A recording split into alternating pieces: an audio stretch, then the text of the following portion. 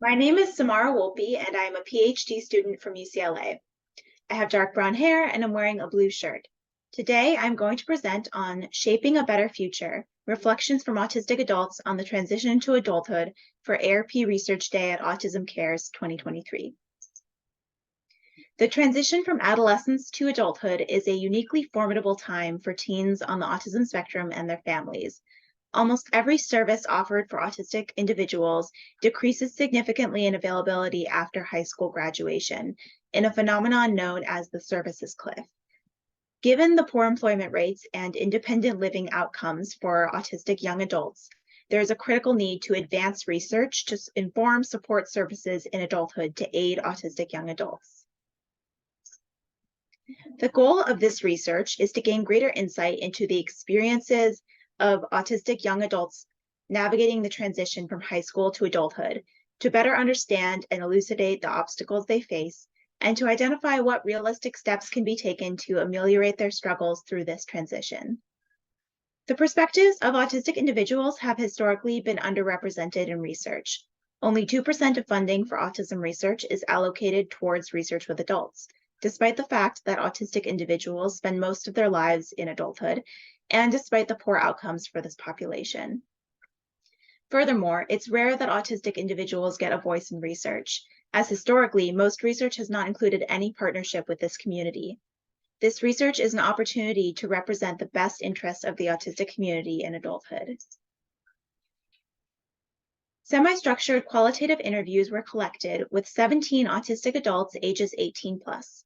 Recruitment was done through an organization through which the primary author had worked for several years, as well as through social media. Participants were required to identify as autistic to participate. The interviews were conducted over Zoom and recorded. Prior to the interview recording, time was allotted for participants to ask questions, review the consent form, and clarify any questions they might have.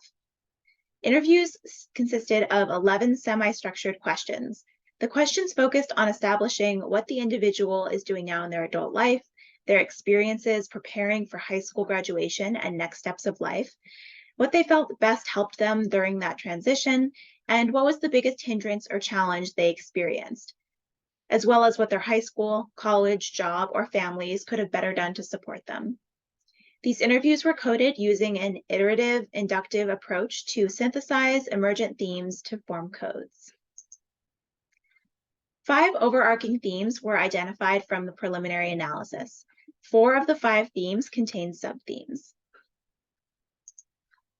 The first preliminary theme presented was life skills preparation experiences prior to graduation. These refer to any experiences intended to prepare the young adult for adult life, including college, independent living skills, or vocational training.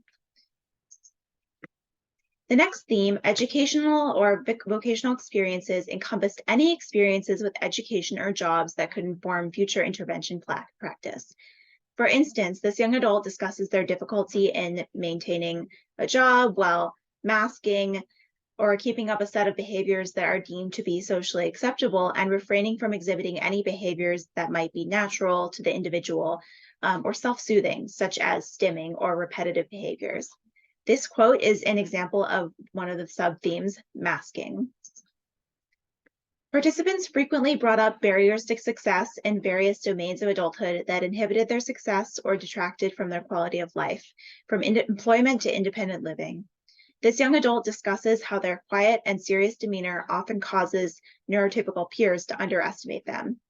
This quote would fall within the sub-theme of infantilization. Participants also emphasize that what works to support autistic individuals in creating a better quality of life can vary. In this quote, a young adult discusses how accepting and understanding their autistic identity allowed them to seek social support and improve their quality of life in adulthood. This quote falls under the sub-theme, accepting and unlearning ableist attitudes. Participants also emphasized what works to support autistic individuals in creating a better quality of life. Participants split their recommendations between recommendations for high schools, colleges, places of employment, and for families of autistic young adults on how to promote success for their autistic young adults. Lastly, recommendations were given for the young adults themselves. These series of interviews promote communication between the research world and the autistic community and can help facilitate more useful and person-centered studies. Future research should involve autistic advocates and stakeholders to work together to create community-partnered interventions. Thank you for your time. For any questions, please contact me at samarawolpe@g.ucla.edu.